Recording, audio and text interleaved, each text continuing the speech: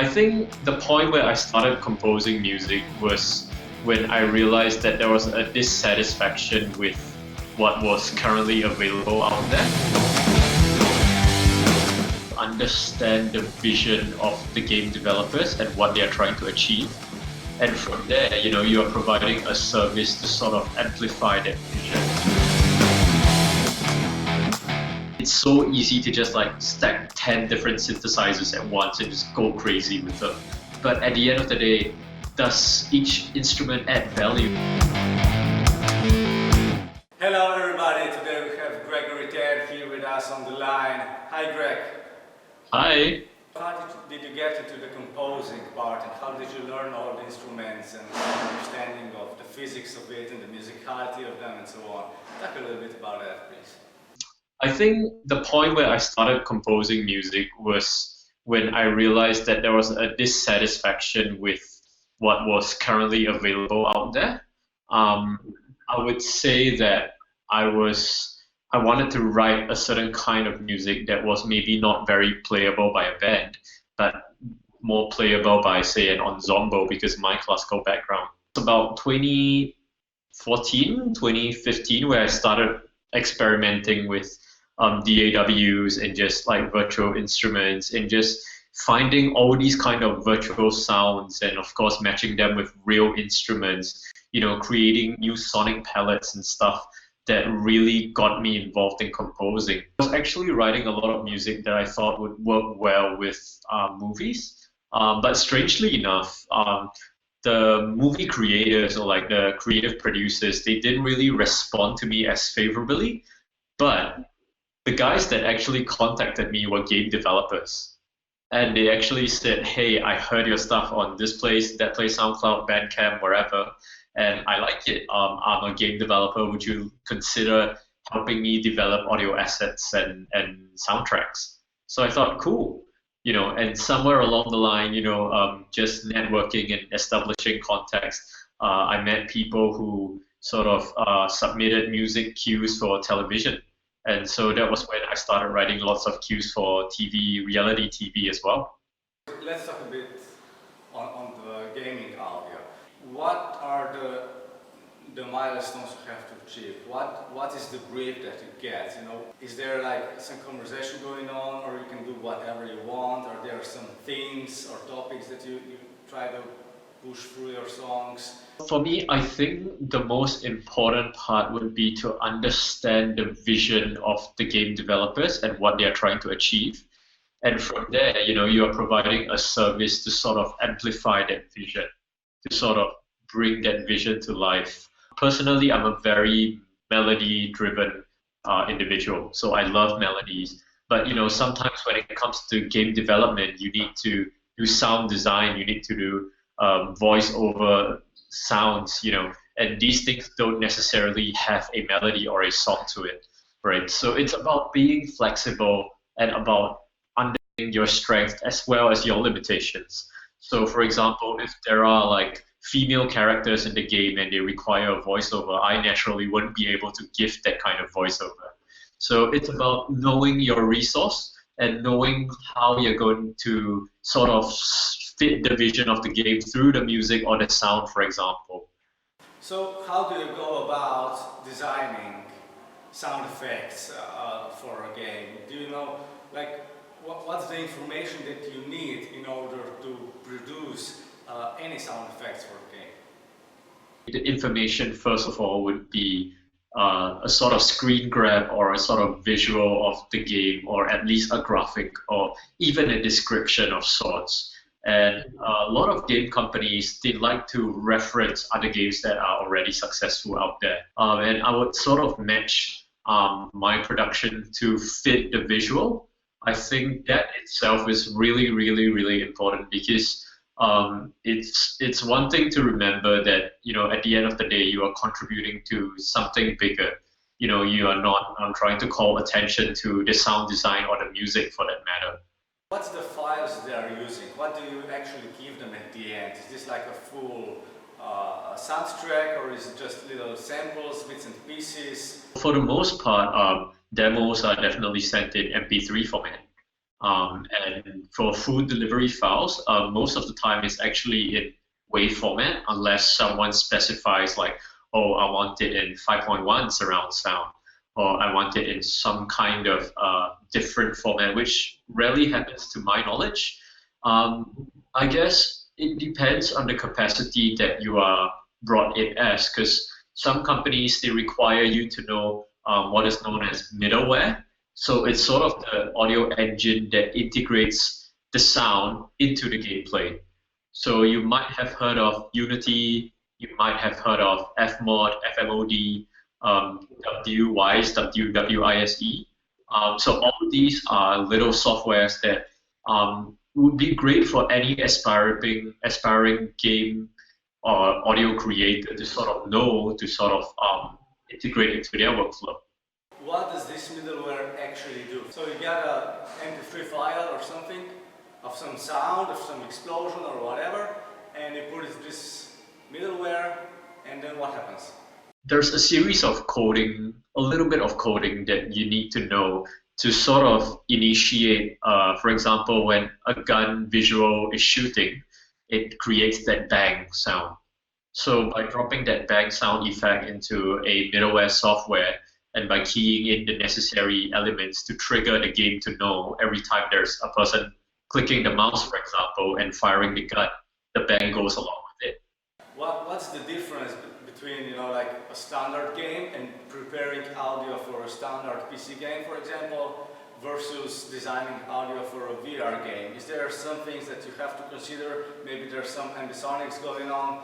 In particular for VR, because it's still a very new technology. So a lot of game developers, I think they're considering trying to make it as realistic as possible. Like as though when we go outside and we hear the car noises and we hear the birds chirping, all these kind of things, they're trying to make it as realistic as possible. So I think they are looking more for 5.1 surround mixes, although I know a lot of people still rely on the standard stereo wave mix down. And the reason for that is because maybe they are not as equipped to handle 5.1, or maybe the engineer does not have a 5.1 setup, because mixing for 5.1 is really different compared to the standard PC game wave file. Yeah, so pretty much I think it's just a format of delivery that will affect the way you mix. So mixing in 5.1 or 7.1 or 11.1 is so different from the stereo mix. Absolutely. And what about the ambisonics? Do you ever work with ambisonics? You capture maybe some of it? Do you ever take mixes in ambisonics? Is there a need for that, or is this still just on the experimental level?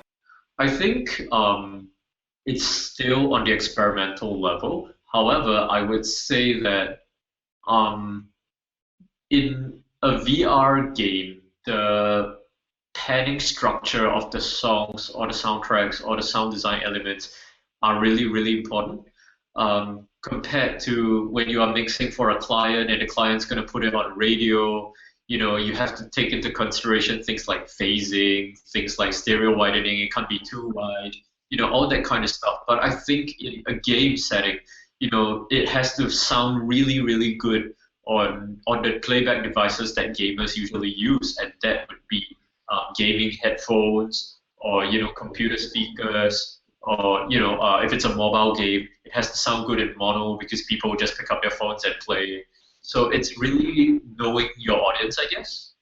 What do you do to get more clients, and how do you go about actually making more contacts and networking and stuff like that? Specifically for games, this is what I have done. Go to YouTube and actually find a video that someone has uploaded of the game, like someone playing a game and they do a screen grab of the game. Download that video, remove the audio and remove the sound design, and upload your own take, your own music, your own sound design, and re-upload it as an unlisted YouTube video so you avoid copyright issues. And that's when you email the game company and say like, hey, I'm a composer, I really like your games, and I mean, you got to be genuine about the games that you want to compose.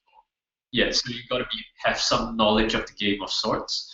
And like and I'd love to be able to sound design for you guys. Like this might not get your attention, but please feel free to check out this little screen grab of things that I've done. So that's the way to actually pitch, as opposed to like just going for networking events or like cold calling or cold emailing. It's about getting the attention of the developers, and there are a lot of people who want their attention. So how do you really stand out? And how do you make yourself look like you are providing a service and you're not demanding something from them? You work a lot with all sorts of things, from strings and trumpets and so on. So I want to know, how do you approach composing a piece together when there is so many elements going on at the same time? For me, a great starting point is to sort of work backwards from the melody. Um, of course, there are moments where I've actually, just like, oh, just gonna play a chord progression and see where it goes, but often it's actually a melody line reverse engineered in that sense. And because I'm primarily a strings player, I'm a violinist, a guitarist, so all of that, when I listen to the guitar, I can sort of create melodies from there. So it's really a lot about the melody. And another huge part, if we're talking about like orchestral music or we're talking about soundtrack, even ambient music, I think everything is about arrangement. And I think that is something that is so commonly overlooked because, there are so many virtual instruments or instruments out there available for you today. It's so easy to just like stack 10 different synthesizers at once and just go crazy with them. But at the end of the day, does each instrument add value? Does it sound? Does it add value to the sound? Is it overmasking a frequency, overlapping a frequency? Is it making things muddy in the mix? Or like damaging the arrangement? There's this famous saying that a good song mixes itself, and I think that has to do a lot with songwriting. I think that has to do a lot with arrangement, knowing when to add what instrument, and knowing how each instrument sounds. I think that's really, really important. How do you keep track of the new technologies and everything that's happening? How do you get better every day? What do you do? What is your routine? I think doing research is something that's so necessary because, like you can't keep up with producers, fellow producers or composers if your software or your virtual instruments are outdated, or if you're constantly using cracked software and there are bugs, and there are things like that everywhere. In this day and age where technology moves so quickly, what will be obsolete and what will stay on? I think the best example of that is when the internet came out. Like the older generation is probably more of like, oh, this thing will pass by really quickly. It's just a phase, and now we can't live without the internet, right? And I think that is so important. Now we have our headphones, the S4 model, for a while. I just want to get your feedback. When I first heard, these headphones, what really jumped out to me was like the isolation. It felt that I could hear every detail clearly, and not just that, I could really pinpoint where each instrument in a particular song was sitting, without excessive interference from the usual open back or closed back headphones you might get from other brands. I think this particular headphones really helped me identify the little nuances in terms of dynamics in a song. How do you actually collaborate with people when they are, on a long distance, maybe overseas? What do you use? How do you prepare to get this done? A large part of it is via email communication. And lots of attachments are actually just sent back and forth. And if necessary, there'll be a Skype call or a call like this, where we get to know each other a little bit more and we see how we can, maybe iron out any questions that we might have for each other. Greg, thank you very much for your time. I really appreciate it.